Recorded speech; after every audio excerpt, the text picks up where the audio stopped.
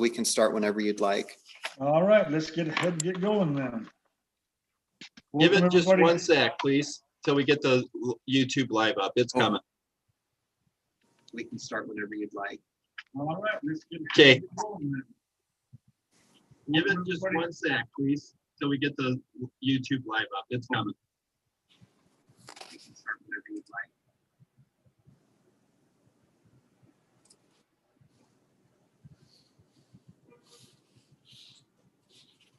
Okay, we're good. All right, let's get rolling. I'd like to welcome everybody out to Planning Commission meeting tonight. I have to read this notice of electronic meeting as per orders from the mayor. In accordance with resolution number 2020-07-20R, as in Richard, I have determined that conducting meetings of the Planning Commission with an anchor location such as city council chambers presents a substantial risk to the health and safety of those who may be present there. The following are facts upon which this determination has been made. Utah has been in a declared state of emergency due to COVID-19 since March 6th, 2020, a virus outbreak that has been recognized by the World Health Organization, federal, state, and local leaders as a pandemic.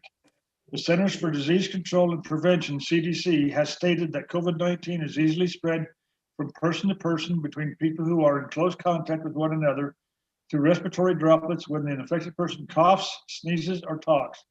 This virus can be spread by people who are symptomatic. As reported by the Utah Department of Health, reported COVID-19 cases in Utah County continues to rise at a rate higher than reported rates for the state. Federal, state, and local authorities recommend that individuals live at public gatherings wear face masks and follow social distancing guidelines. It is difficult to anticipate the number of attendees at any meeting in order to maintain social distancing to comply with the state phased guidelines. Further, regardless of the number of attendees, social distancing measures for Planning Commission staff and attendees will be difficult to maintain in the city council chambers. COVID-19 continues to pose an immediate threat to the health, safety, and welfare of American Fork City residents. American Fork City can provide a way for the public to hear and view open portions of the Planning Commission meetings and to provide a way to participate in public hearings. For the next 30 days, at least, all Planning Commission meetings will be conducted by electronic means. The meetings are broadcast live streamed and available at a later time at americanfork.gov/agenda center. To make a public comment, email comments to Zoom public comment at afcity.net prior to 5 p.m. the day of the meeting for the comment to be read into record. Please indicate in the subject line which item your comment refers to. As of that, we'll go right into the agenda. Number 1 is review and action on a site plan for an accessory structure located at 935 East, 50 South in the R1 9000 zone. Adam, would you lead us in this one, please? Yeah, thank you, Mr. Chairman. As you stated, this first item is for site plan approval for an accessory structure. The address, as you see on your screen, is 935 East, 50 South. The property is a little over half an acre in size, and the proposal is to construct about a 2,400 square foot accessory structure at the rear or northern portion of the property. The property directly to the north is undeveloped, and there are some residential homes to the east, on the west, and then further to the east, but the immediate vicinity is largely undeveloped, especially to the north. There are floor plans and renderings of the proposed structure in your packet. There was one thing that we noticed this morning in our hot wash meeting that the chairman pointed out, and that there's a statement on there that identifies or seems to call out living area. Accessory structures are not allowed to be used for any sort of living area, and it's strictly for storage or garage purposes. So the applicant could maybe clear that up, but otherwise planning would recommend approval. Now that comment is on page sheet A4, as a matter of fact. Yeah. Any other comments or concerns from the commission for this one?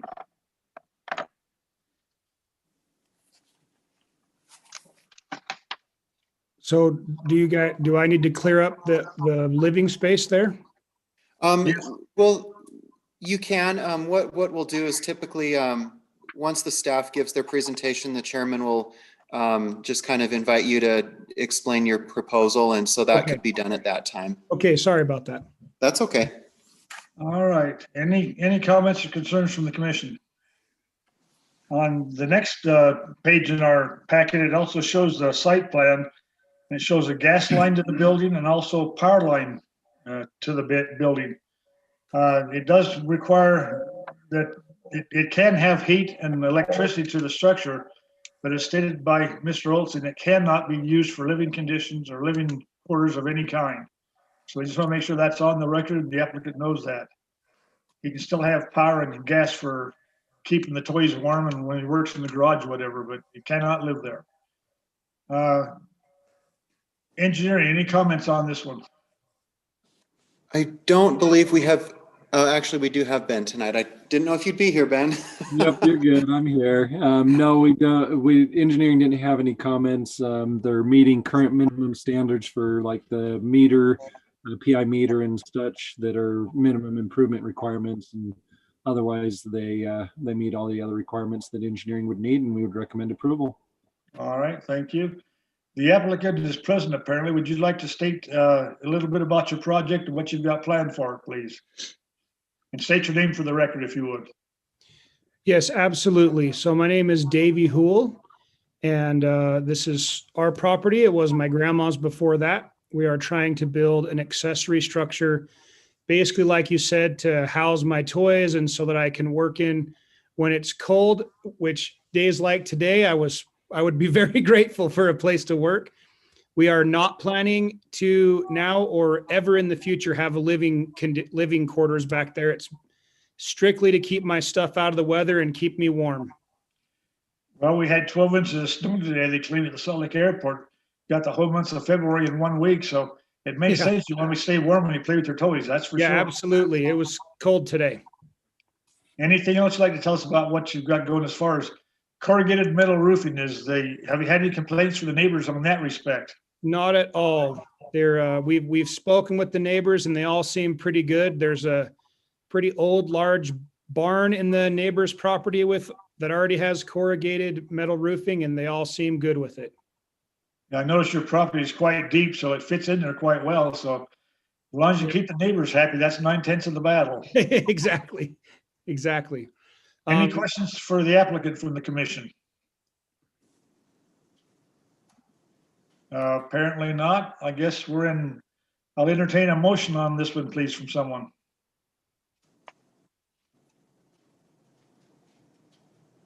Mr. Chairman, I move that we approve the site plan for an accessory structure with the findings listed in the staff report and subject to any findings, conditions, and modifications listed in the engineering report. All right. With the, Go ahead. so just a quick question, Adam. Do I need to add the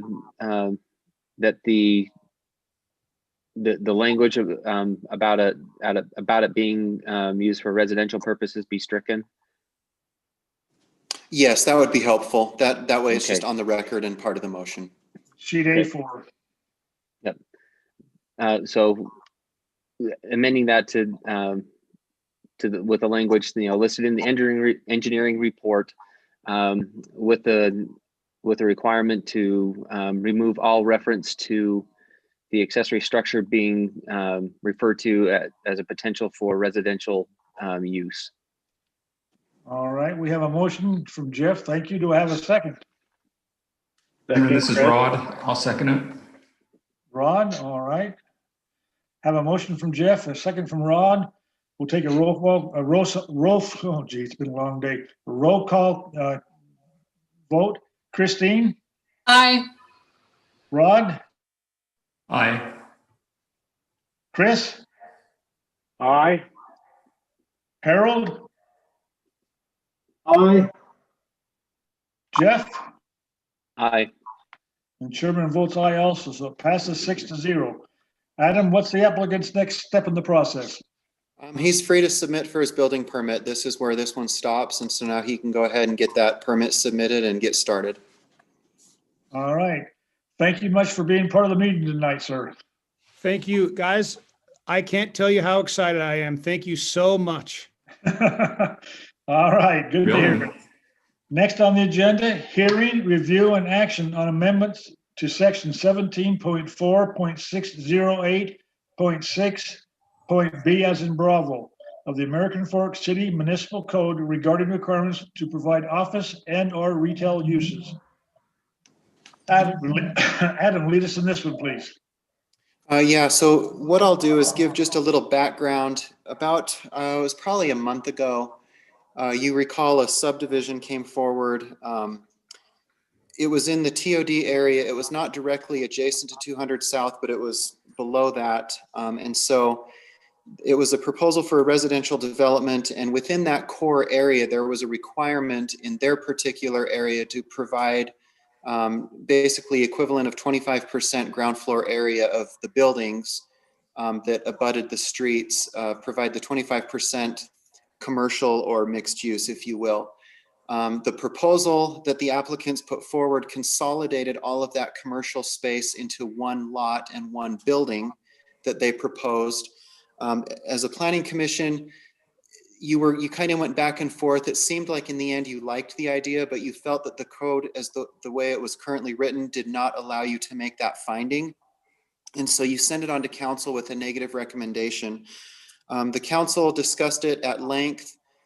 They too went back and forth a little bit on the idea of the ability to consolidate commercial uses into one location in that area, and ultimately felt that that was a good idea, but like you, they felt that the current code did not allow them to do that. And so they directed us as staff to put forward a change to allow the consolidation of that mixed use into whether it be a single building or still spread out. But they did require that we work on that and allow that consolidation to occur.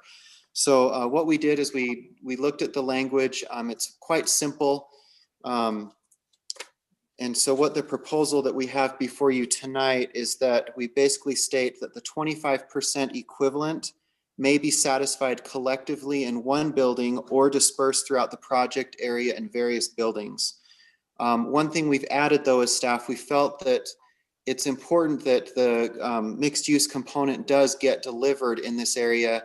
And so we put basically a trigger point that the delivery of the office and retail use or mixed use shall occur no later than at completion of 50% build out of any residential portions of the project area. That's something that we feel strongly that should be included, so we ensure that the mixed use component does get delivered and it's not just strictly residential and then it's forgotten about potentially for years.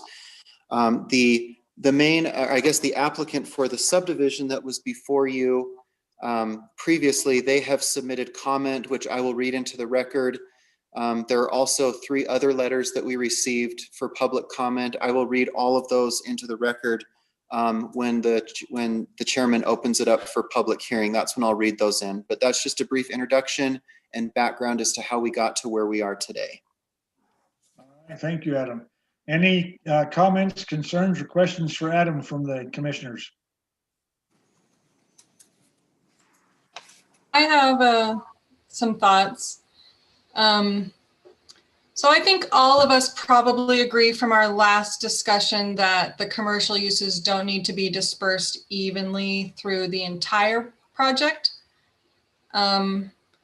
But I also don't think that they should be consolidated into one building. I would prefer maybe a limit on how much it can be consolidated, maybe like a requirement that the commercial uses can be dispersed among at least a percentage of the project, maybe 25% of the project. And I feel like this could maybe keep the intent of the code in dispersing the commercial uses in a mixed use area, but also allow the developers some flexibility and ability to consolidate the commercial uses a little to the most, retail friendly corners of their project. So, I mean, what do you all feel about a requirement that the commercial uses can be dispersed among at least a percentage of the project, but not just the open door that they can consolidate it into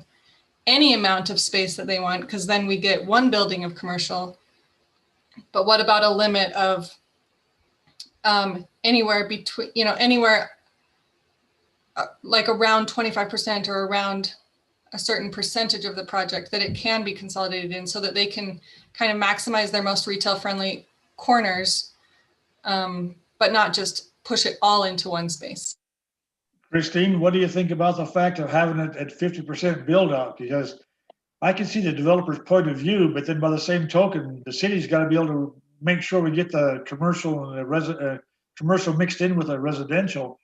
When do we, because if we go with what they want to do and let the market drive the thing, we may not be able to enforce when we actually get commercial mixed in. What do you think about the 50% build out requirement that's in there? I agree with what you're saying. I want to respect the developers' views about the need to wait on commercial until they have enough residential filled out to make the commercial viable. But I also want to emphasize the need of commercial in a mixed use area.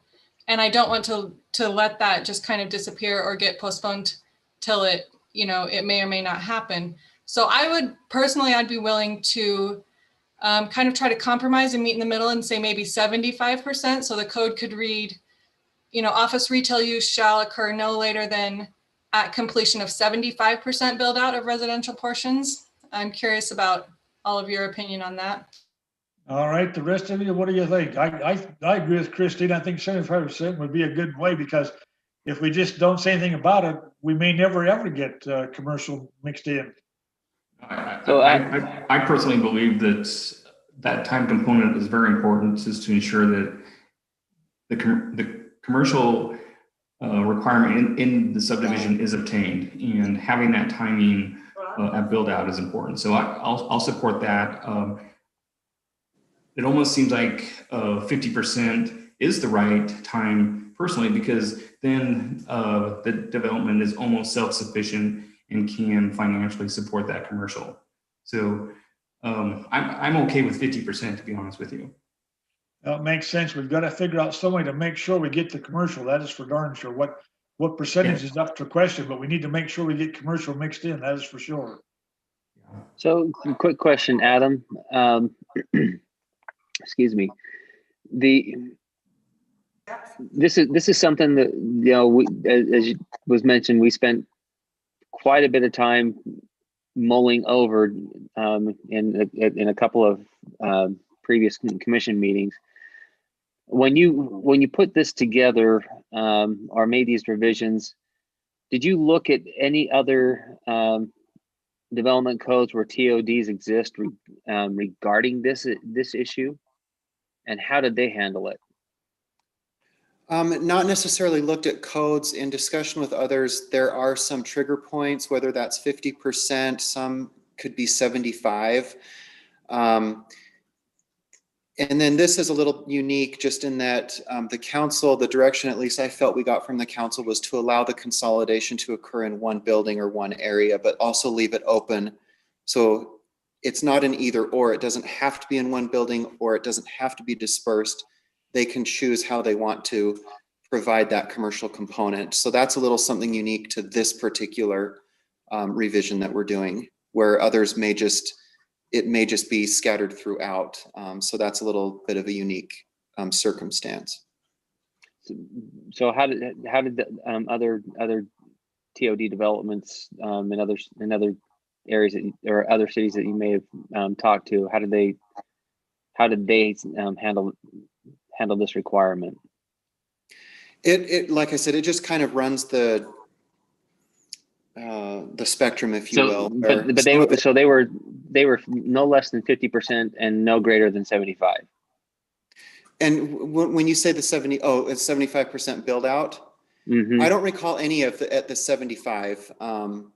So. What was the highest? Sorry, and I know I'm asking you cold. Offhand, I don't remember. I'd have to go back and look, and if you wanted, but I know that what we're trying to do was allow some flexibility and in how that's delivered and where it's delivered, but also ensure that we still receive that. What about the rest of the commissioners? We've heard from a couple of you. What about the rest of you?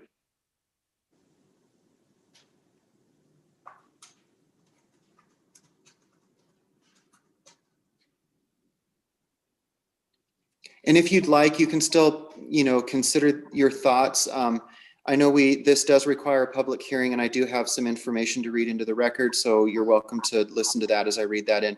It's all the material I sent you earlier, but I do need to read that in. Yeah. I have Yeah. another I thought. think Go ahead. Go ahead. I'm just trying to think here of the disadvantage. I can see the advantage of what Christine is saying to kind of distribute the commercial throughout and have multiple locations. But I guess personally, I can also see some value in allowing it to be consolidated also, because perhaps there is a particular business that you want to bring in, and it allows some flexibility to the developer to do just that. But I can also see the advantage of distributing it to have multiple businesses come in too. So I'm a little wishy-washy on both scenarios. I guess at the end of the day, I could go with having it consolidated into one location. I think there could be times it could bring some value. What about the build out, Rod? What do you figure there? What percentage? Oh, I believe 50% is where we should be. All right, thank you. All right, how Got a about question Chris? for Adam. Hey, Adam. Yeah. So what avenues of recourse does the city have if we don't have that build out percentage in there? Is it open-ended that they just say, hey, we've designated this area for commercial space and it could never, ever be built? Is there any recourse? I feel like if the residential can be completely built out, there's a loss of leverage there. Is that? You're correct. correct? Yeah, if the residential is all built out, and then the commercial is left undone, the city really has no recourse to ensure that it ever gets done. And basically we can cross our fingers and hope that it gets done, but we don't have any mechanism to enforce that at that point. I think with that, we have to have some kind of requirement in there. I mean, this is a little bit of that chicken and the egg, right? Yeah. Want the residential to support the commercial, but this is a TOD, right? It's a transit-oriented development. We want to encourage people to come here and not have to have all the cars and things like that. And so we need some commercial stuff there to help support that. And so I feel like that 50%, I think is a good right in between there. What is the right answer? Again, I'm not a developer, but I think there's a need for both of those to help self-support both sides of that. Harold, we've heard familiar with you. What about your input, sir?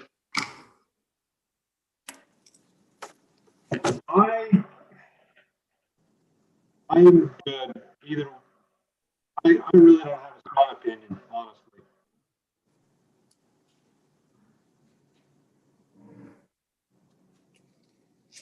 I have a comment if no one else does right now. Go ahead, Christine. So I know that the city council prefers allowing it to be, allowing the commercial uses to be consolidated even into one building. Correct. And just as a matter of input to them, like I know that they're interested in our recommendation regardless of what the code here is reading. As a matter of TOD planning, I still hold to the concept of keeping commercial uses at street level in a mixed use area, and at street level and abutting the street. So, if we're thinking of a regular apartment complex where the apartment buildings are scattered throughout the plot, that doesn't make sense to have commercial kind of hidden off the street somewhere. So I feel like the commercial needs to be on the street and on street level, so to make it accessible and visible for pedestrian use. And so I back about the possibilities of how much they can consolidate.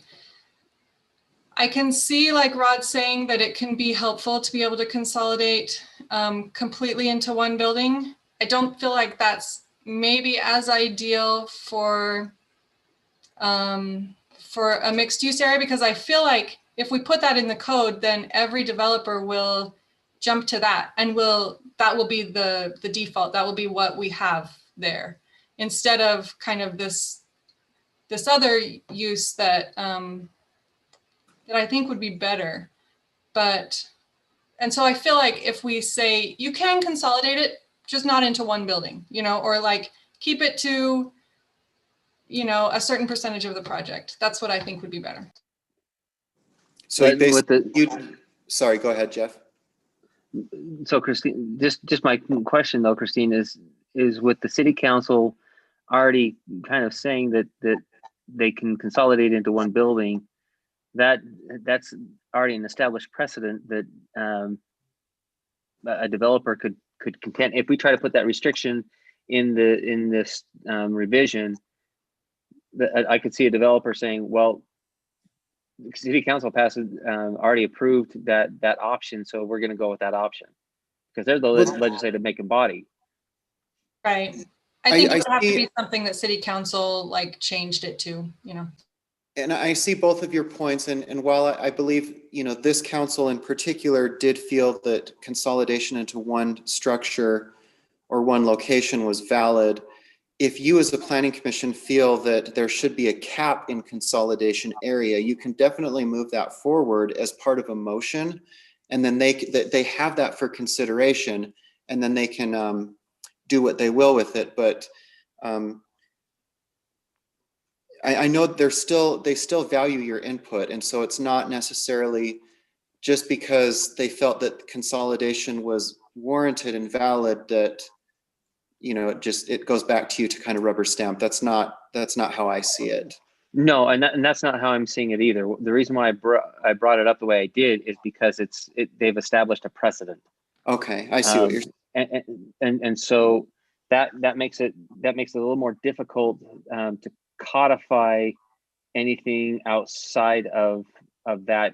We have to be very careful on any text amendments regarding putting additional requirements outside of the one building or dispersed.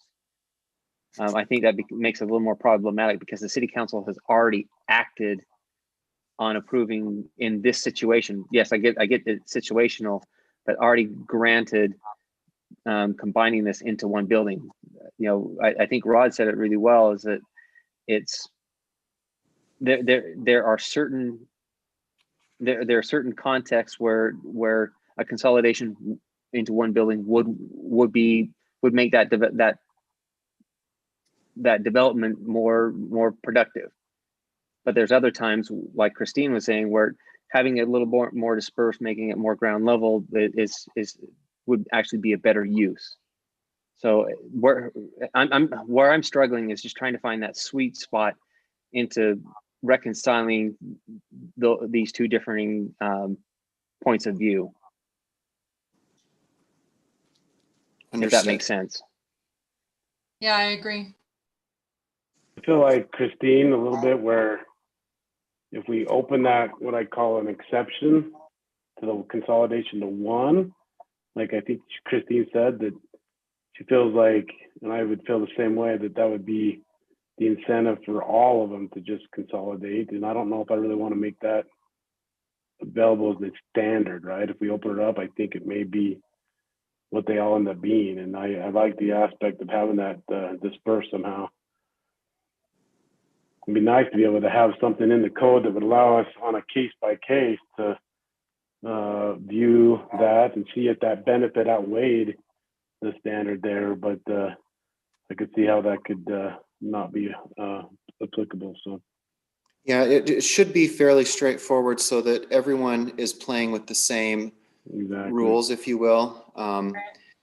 That what way. About sorry. Oh, go ahead, Christine. If we said, just for example, like 20%, like in this project, if you have 10 buildings, you put commercial in at least 2 of them on the main floor. Or if you have 5 buildings, your commercial would be in just one of them on the main floor. Something, I mean, does that sound reasonable? To kind of fit the intent of the code and to make it a little flexible and easier for developers? I think easier if you wanted to go that route, because right now it says the 25% equivalent may be satisfied collectively in one building or dispersed throughout the project area. That's the code as we've proposed. Maybe if you're wanting to not allow it all in one building or one area, say up to X% of the required or of the 25% equivalent may be located in one area, and then the remaining percentage scattered throughout the, you know, development. That's one way of doing it.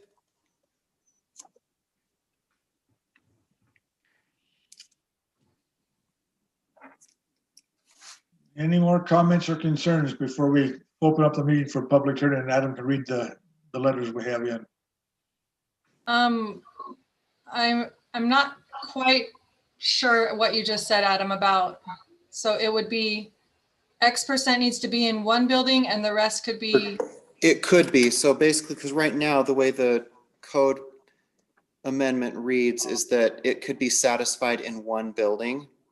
So collectively, if you don't want it to be able to be all located in one building, you could say 75% of the required commercial area be located in one building, the remaining 25% be elsewhere or something. I mean, you could draw a line if you wanted to do that. I mean, that would allow flexibility. But again, I think in this case, I think the council was firm that they supported the idea that it could be in one location or one building. But regardless of that, we'll take whatever recommendation you have forward, and then they can bounce that amongst themselves. And they have the final say as to what actually goes in the code, right?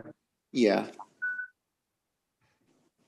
But just to make sure I understand, this code that we're looking at hasn't already been approved by council, right? It was just something that they suggested to have us look at. They directed us as staff to amend the code to allow the commercial requirement to be satisfied collectively in one building. That was the direction we received. We as staff, we added on the provision of the 50% build out as a trigger point because we wanted to ensure that we get the commercial. Can we put any requirements that it should be ground level? Because I think that would have an effect of spreading it out a little bit. Because you can't put 3 stories of commercial all on one lot, but if it's ground level, then it will naturally be a little bit more dispersed. Well, it already calls out 100% ground level floor area on the line number 2. Yeah, and that's up on 200 South. This is 25% ground floor area. When the idea was pitched to the council a couple weeks ago, they seemed to like the idea of maybe multi-story because they thought it helps to. I mean, they did appreciate the consolidation factor, but they felt that market-wise, it might be the synergy provided through multi-stories might be beneficial for more than one commercial use. But if you feel strongly that it needs to be ground floor, you can make that. You can make that part of the change if you'd like to see that, and we can take that forward. This will actually go to them next Tuesday. So this is a quick turnaround. They won't have the minutes. So I'm going to do my best to take notes and kind of verbally give them a report of what we're discussing tonight. What does everybody else think about, should it be ground floor or does that not matter? Well, I think it should be on the ground floor basically because it'll be a lot more accessible for people walking by to see it. You'd have to have signage otherwise. It might be a little hard to find a particular thing you're looking for on the 2nd or 3rd floor. Be it on the ground floor, you'd walk right past it. I'm actually okay with allowing a couple of floors for commercial. I mean, if you're doing any downtown shopping, in a higher density area or a larger city, that's commonplace. It starts on the ground floor and then you work your way up. I'm okay with that that it starts on the ground floor, absolutely. I wholeheartedly agree with that point. But allowing it to be on multiple floors, I'm actually okay with that. I'm still struggling on where we can, how we balance out this dispersal requirement, and while allowing if the situation dictates that, consolidating these businesses into, or commercial areas into one building. I'm still stuck there, I'll be honest. Maybe I'm just getting older. I think I am too. No, I agree. I don't know what the right answer is. Again, I'm just, like I said earlier, I can see benefits in both scenarios, unfortunately. So, yeah, I really like what Christine is saying. Because I think I have similar opinions, but the one building still brings some value. So. Well, let's go ahead and open up the meeting for public hearing. Let Adam read in these 3 comments that he's got. That might stir some more ideas from the commission. So let's open the meeting for public hearing at this time. Adam, if you'd read those comments in, and we'll go from there. Yeah, thank you, Mr. Chairman. I've got 4 letters to read. And so I will just start with the first one. This is from Neighborly Ventures. This is the group that had the site plan or the subdivision before you a couple weeks ago. So their letter states, Planning Commission, thank you for your consideration of the City Council's requested updates to the American Fork Code regarding the configuration of the commercial retail elements in the TOD area. We support the proposed changes, but request one modification to the specific language proposed by staff. The staff's language requires that the office retail component be completed no later than the completion of 50% build out of any residential portions of the project area. We would request that the language not contain this 50% timing requirement. Our specific proposed language is as follows. For buildings within the mixed-use core subdistrict, all buildings abutting 200 South shall have an equivalent of 100% ground floor area designated for office and/or retail use. For all buildings within project areas abutting streets other than 200 South, an equivalent of 25% ground floor area shall be designated for office and/or retail use. The 25% equivalent may be satisfied collectively in one building or dispersed throughout the project area in various buildings. Designation of an area for office and/or retail use within project areas abutting streets other than 200 South under this subsection does not require any particular order or phasing of construction of buildings. We believe our proposed change to the language is logical and will produce a more vibrant, successful community in the end. We have outlined several factors to consider when discussing the timing element of the code change. 1, market. While we understand and agree with the need and desire to have office retail space incorporated in the TOD area, forcing it to be constructed contemporaneously rather than when market driven is not good policy. Building empty storefront causes a blight on the neighborhood and can actually prevent future commercial tenants who do not want to be in an empty building. We think that the TOD project area will be most successful and vibrant if the code does not artificially impact the natural development progression of the TOD project. 2, design. Office and retail projects are best constructed and envisioned once tenants have been identified and leasing plans have been put into place. While residential developments can be designed to anticipate a particular residential tenant mix, office and retail projects are very much tenant driven and should be designed around specific tenant needs instead of in the abstract. In addition, allowing for time to construct a residential project to provide a customer and occupant base will attract stronger and better office and retail tenants. Those tenants will know their customer base and be able to design their use around that base. 3, financing. It is very difficult to finance a mixed-use residential and commercial project without pre-leased tenants to support the commercial aspects of the project.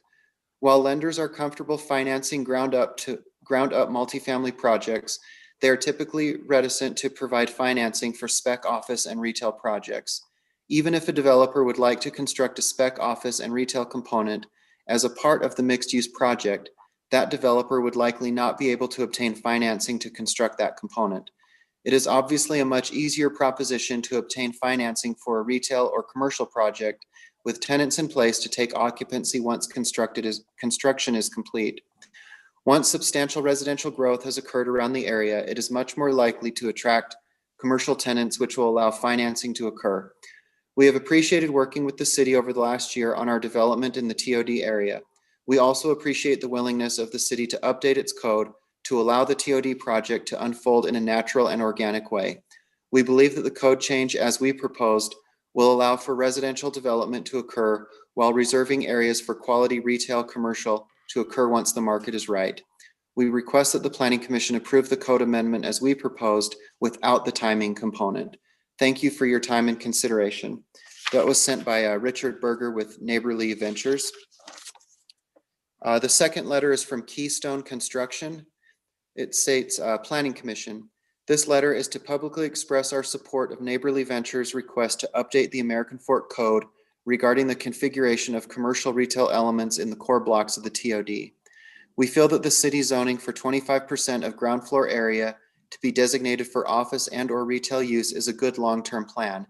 However, to force a developer to build retail space before all the residential rooftops are in or before the market has matured may result in a rushed plan that results in vacant retail commercial space that will not fully accomplish what it was originally intended to support in the neighborhood.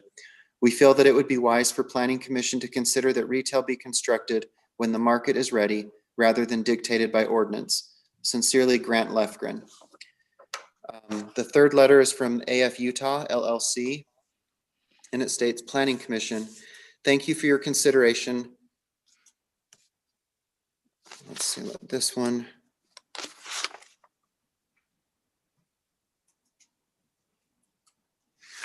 Let me double check one thing. So the letter from AF Utah is, it's simply basically the same letter from Neighborly Ventures. They identify the market, design, and financing components as reasons to not require basically a time limit there. So instead of reading that one word for word, that one is the same as the letter provided by Neighborly Ventures. And then the last letter that I have, sorry, Adam, are you Go ahead. talking about the one from Christopher Sims? Yes. Yeah, it was almost word for word, but there are some different, different wording in that one, especially at the end. But it's like 95% there. Okay, and that one was sent, and these all will also be sent to council. They will receive them as part of their packet of materials for next week. And then the last letter, this one is from Andrew Wadsworth of Wadsworth Multifamily. And it says, Planning Commission, Wadsworth Multifamily has worked for many years now with landowners and developers in the American Fork TOD area. We typically represent landowners in the sale of their property and work to maximize land values by identifying developers that understand current market conditions and work diligently to meet American Fork City's goals in the TOD area. As you are aware, there is currently tremendous demand for housing along the Wasatch Front, especially in northern Utah County. We fully support the American Fork City's vision for diverse housing product and a mixed-use community incorporating commercial space in the TOD area. However, there is currently great uncertainty in the office and retail sector of the real estate market. This is largely due to the COVID-19 pandemic, which has accelerated trends such as online shopping and the ability to work from home. No one knows what the landscape will look like for the commercial real estate market once the pandemic is behind us. It may take years for office and retail to fully recover. It is also a possibility that demand may never fully return to pre-pandemic levels for these sectors. Consequently, lenders and investors are extremely hesitant to provide funding for mixed-use developments with significant space allotted for office and retail. This in turn has a negative effect on land values in the TOD area. Few developers will take on the risk of mixed-use projects due to great uncertainty in the market. Those that will look to offset their risk associated with taking on commercial spec space, which may remain vacant for the foreseeable future. This is accomplished by purchasing land at a significantly lower price, thus negatively affecting the current landowners who wish to sell their property. While we hope that the office and retail sectors will quickly bounce back in a post-pandemic world, demand has evaporated for office and retail development, and we do not know when it will return. However, demand for housing remains at an all-time high. Therefore, we propose that the city remove the current language requiring that the office retail components be completed no later than the completion of 50% build out of any residential portions of the project area. This is especially important while access to the TOD remains limited and the timeline for the improvements to 200 South is in flux. The greatest chance for success in the TOD area is to first build housing, creating a core population of residents, which can then support future office and retail development when the commercial market recovers and the area matures. Additionally, office and retail space is most successful when it is created with a specific tenant in mind and leasing agreements have been put in place. By permitting developers to preserve space for commercial development and allowing market demand to dictate the timing for the delivery of office and retail components, we firmly believe the TOD area will become the vibrant and successful community which American Fork City envisions. Sincerely, Andrew Wadsworth. Those are the letters that I wanted to read in for public record. All right, commissioners, does that affect your decision? How do we guarantee that we don't? Is end there up an 100% opportunity? residential? Is there an opportunity for the public to speak? In just a minute. Okay, sorry, thank you. Commissioners, what do you think about the letters and how do we guarantee we don't end up with 100% residential without any commercial if we let it go without putting a build out percentage in there? There isn't a way. Yeah, there's no way to guarantee it. Mr. Chairman, if I could, while this is a public hearing, in the past, we've just entered the letters we've received into the record. It's up to you to open it for additional public comment.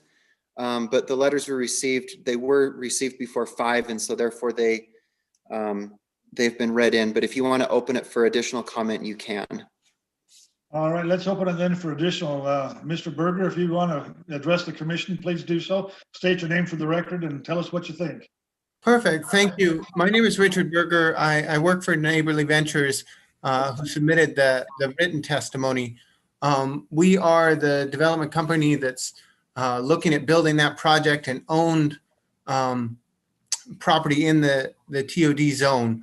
One thing that's kind of unique about us is we're a development company and a property management company. So we don't build and just sell the project. We actually build and own the projects long-term. So we're really looking at this as a long-term play, and we really like the TOD zone because we really like to be close to commercial, and that's something we look for when we look for properties. I was listening to what you guys were saying. I just want to add a few things to my testimony. With regard to the clustering, this code change only affects the portion off 200 South. The main kind of commercial core, as I understand the plan, is to be on 200 South.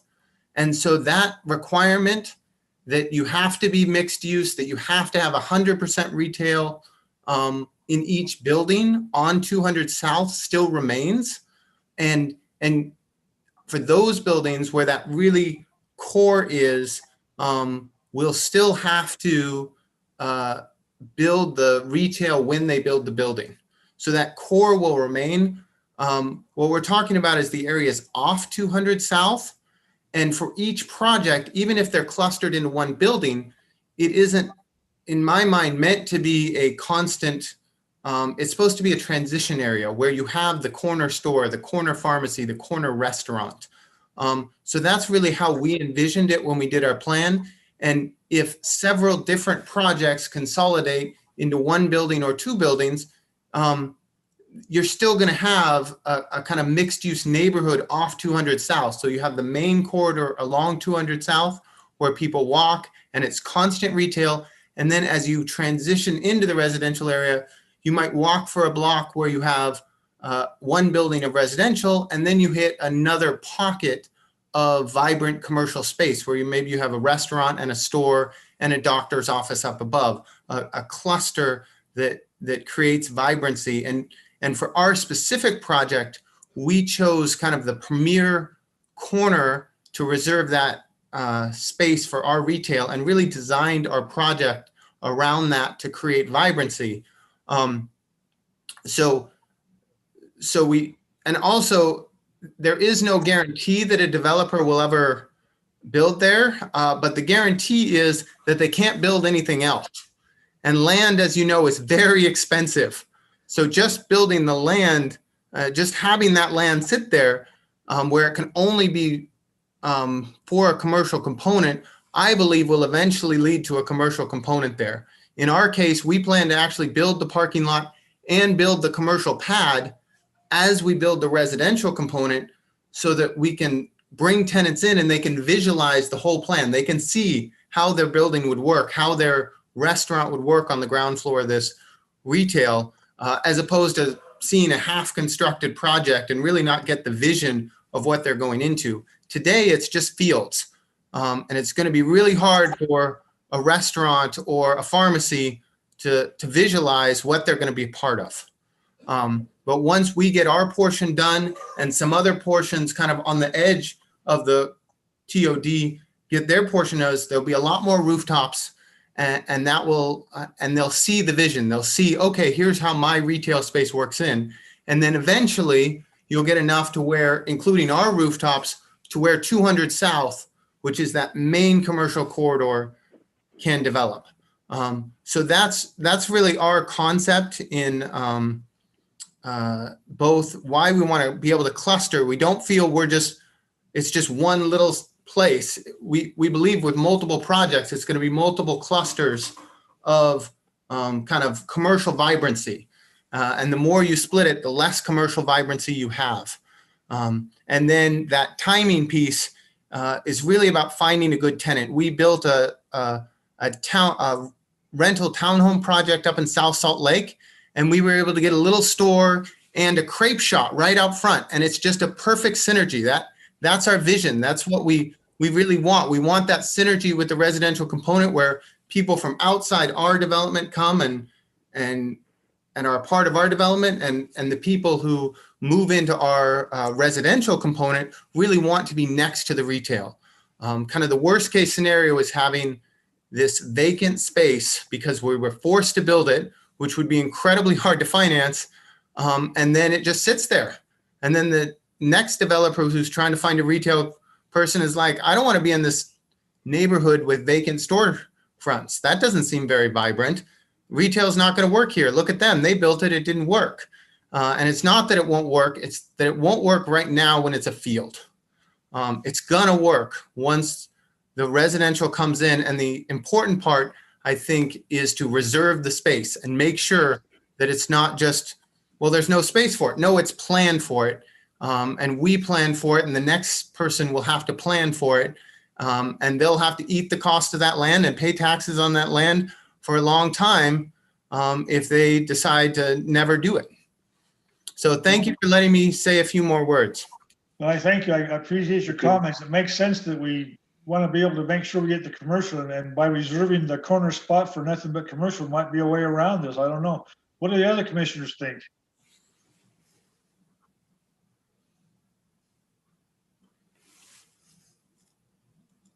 Well, I mean, I still feel like there needs to be some kind of timing requirement, or maybe 75% to give a little bit more flexibility for some of that residential to come in and help support that and to create the vision for the commercial space. I just don't think I can support anything without any kind of timing requirement on there.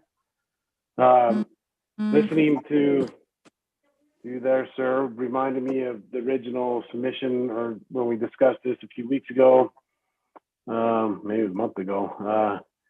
But I do remember that we talked about that up in that corner, and the idea of the other corners being able to do that kind of stuff and cluster there.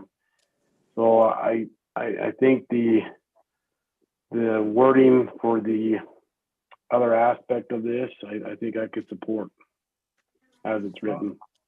All right, thank you. Anybody else have some comments on what Mr. Bruder If said? I could just, Chris, it sounds like what you're saying is change you would like to see the 50% change to 75 and then leave the rest as is. Yeah, I mean, I could support the 50. I'm just saying I'm open to a 75. Okay. I don't know that I would go any more than that. I feel like there needs to be some kind of incentive to, and I don't, like you say, you don't want to rush the commercial, but at least there's an incentive to make sure we're, we're working on it, right? And so I would be flexible. I know we've thrown those two numbers out there. Before I was probably more at the 50%. I'm open to 75 if other commissioners thought that that would be acceptable. And if that's something the rest of you feel is acceptable, then we would take that to council. We would let them know that that was the recommendation. Any other comments on the 75 or 50% from the commissioners, please? You know, listening to the letters and to Mr. Berger, I can see you know, the getting the rooftops there and getting, you know, the folks there in place to help support businesses are important. So perhaps, you know, like Chris has recommended, to go to 75% of build out, as long as we can have assurance that we're going to preserve, you know, the office and retail areas. I guess I could be okay with that. All right, thank you. How about the other two or three that haven't said anything? What do you think about the 75% as the build out?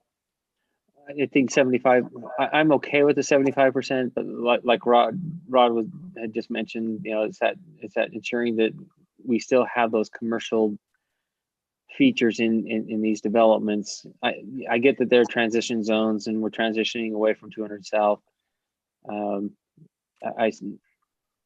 70 in my mind, 75% should tell any business that is looking for potentially moving into that area of what that vision is.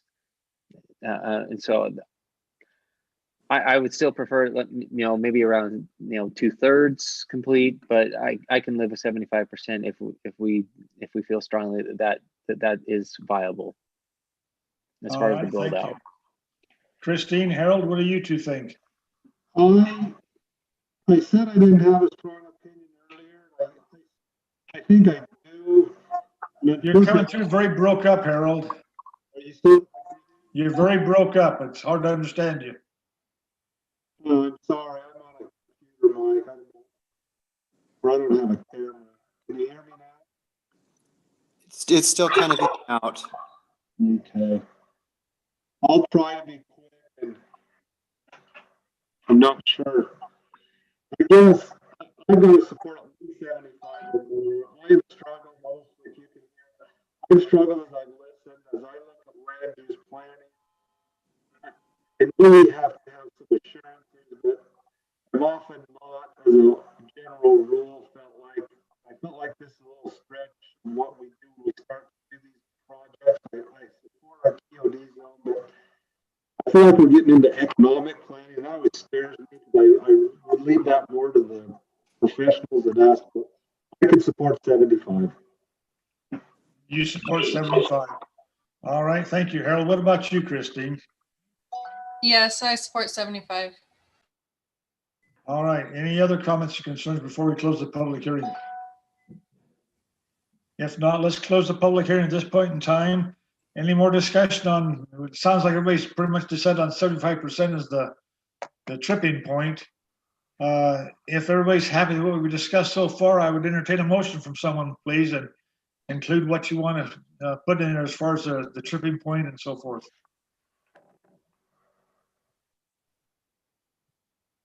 And remember, this does go to the city council. They have the final decision. Okay. Mr. Chairman? Yes. I move that we recommend approval of the proposed amendments with the change that the commercial elements of the project be delivered no later than 75% of the build out of residential. Whatever you did, Harold, that came through just right. Okay, thank you much. Have a motion from Harold. Do I have a second? That was Chris. That's why it came through clear. It was, the motion was from Chris. Chris. Oh, from Chris? Sorry about that. I thought it was Harold. That's all right. That's no problem. Harold You can two sound second too it. much alike. I've been called worse, so. Well, it could be worse, that's for sure. We have a motion from Chris and a second from Christine. Any further comments on the motion? I didn't actually second it. I was just saying that Chris was the one that made the motion. Oh boy, I thought you seconded it. I still need a second then.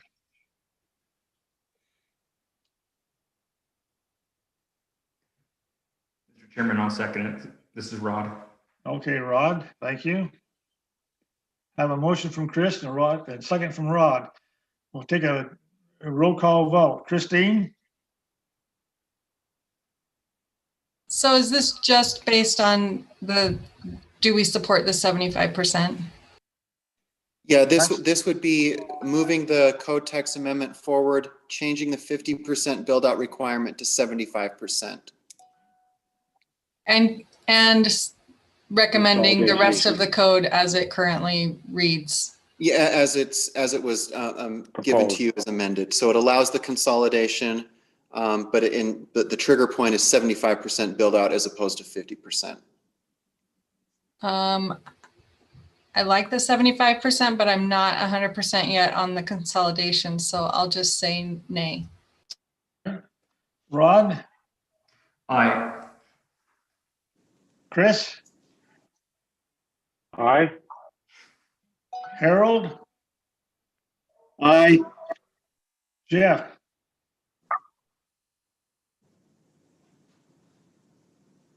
Aye, All with right. significant reservations. Well, at least you voted one or the other. Sherman votes aye also, so it passes 5-1. Thank you.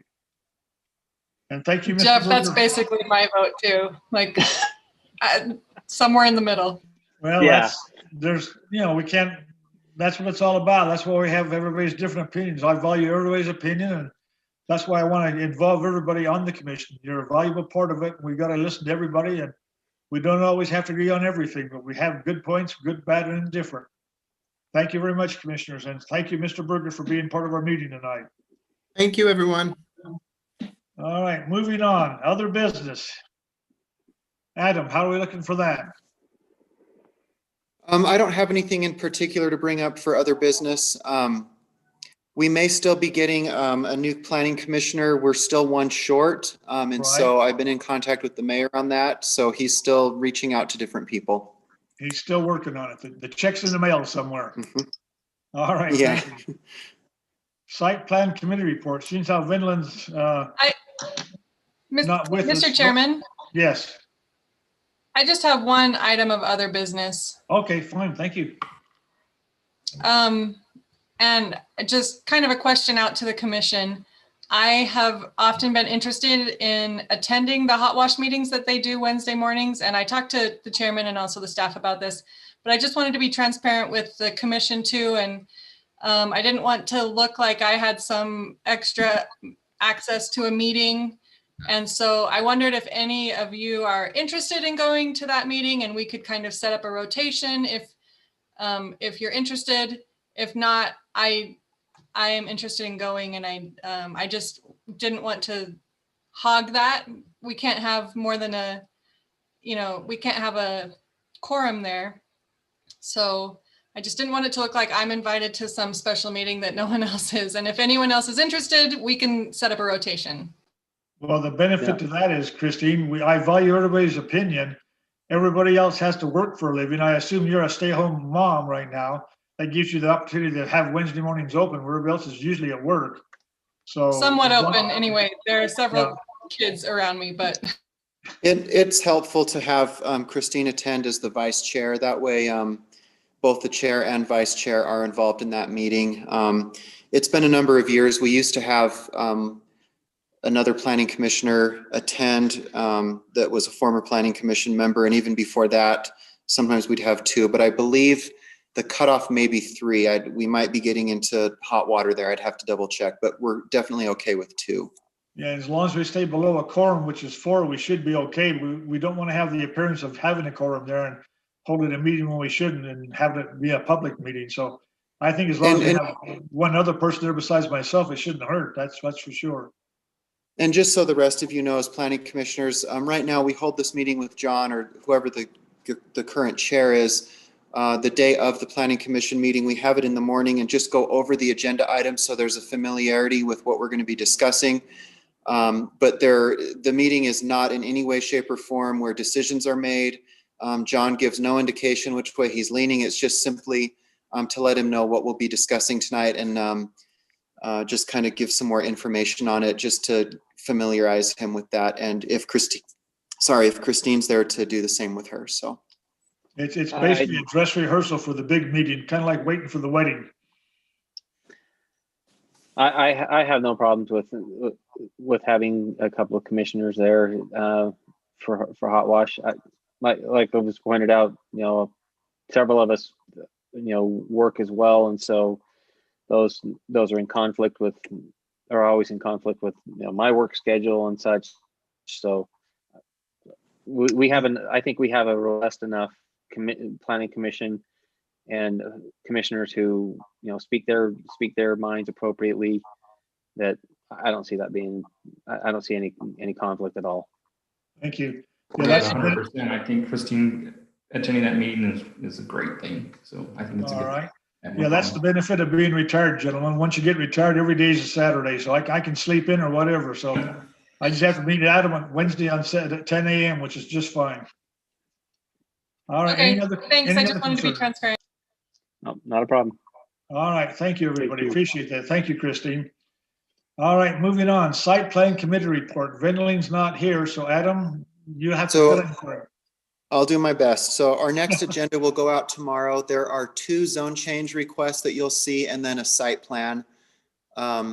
You may recall about a year or so ago, there was a site plan approval for the King and McCleary expansion on Main Street. They've revised that and they want to do basically a different layout. And so that's coming back before you. And then the 2 zone change requests are for, one is for basically an office warehouse type of development, and then the other one is for a residential subdivision. So those will be next meeting. We'll give those to you. All right, thank you. Moving along, review and action on the minutes of the February 3rd, 2021 Planning Commission regular session. Anybody have any concerns about the minutes? If not, I'll entertain a motion. Mr. Chairman, I move to approve the minutes of the February 3rd Planning Commission meeting. All right, thank you. I have a motion from Christine. Do I have a second? Second, Jeff. Jeff, all right, thank you. Have a motion and a second. Any further discussion on the minutes? So it looks like we may not have enough votes if Harold and I abstain. So. I'm not abstaining. I was actually at the meeting. Oh, were you? Okay, I Yes. just see that you were absent. No, And I know was at the wasn't meeting. there. Okay. Now, Harold's just hard to keep track of. Sometimes he says he's gonna be there, he never shows up. When he says he's not gonna be there, he does show up. So we're just glad and happy when he shows up. We appreciate his input. You So just let's got do it. verbally flogged, Harold. Harold's a good guy. We'll keep him He around for a is. few more years. He is Take a- definitely. Take a roll call vote. Christine, Aye. Rod, Aye. Chris, Aye. Harold, Aye. Jeff, Abstain. and the chairman votes aye also. So we have 1, 2, 3. We have 5 ayes and 1 abstention. The motion passes, or the minutes pass. Okay, we're down to the big one. We need somebody to motion for an adjournment, please. Move to adjourn, Jeff. Jeff, okay. I have a second. I'll second it, and I'll also test my mic. Is this a little better? That's now a it's whole lot better. better. Yes. Yeah. Okay, It's all thank you. done. Now you do it. For the Whatever most you- important whatever you one, did, right? you came in in the last minute. That works for me. By the All time the those in COVID's favor? over, I'll have this technology figured Yeah. out. Harold second. Well, when you Just get it matters figured that you out, let me finish know how strong. you did it. All right, all those in favor of adjourning, say aye. Aye. Aye. Any opposed? We are adjourned. Thank you much, everybody. Appreciate it. Thank you. Another fun-filled Adam? Wednesday. See you guys. Yeah. Adam, did you get my message? Sorry, who's this? Chris? Was it through email? It's through the chat there. Just, would you give me a call afterwards? Yeah, let's see. It'll I'll cost you a find it. steak You have my dinner. number. Let me,